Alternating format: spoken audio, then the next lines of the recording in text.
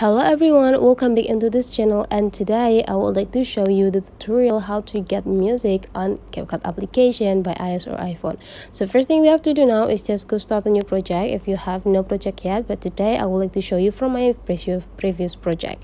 So here I already have the projects here, I already have the video, but there is no audio yet on this video.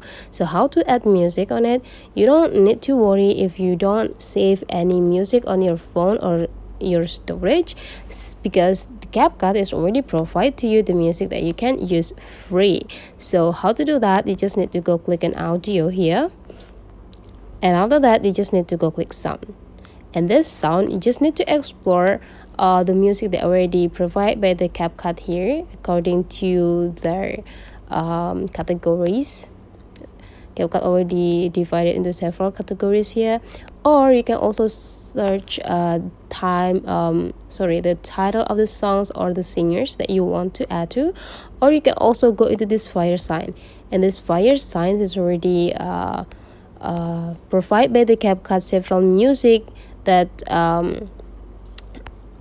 trending that you can use, so that you can just easily find out what music that probably match with your video. For example, Athena.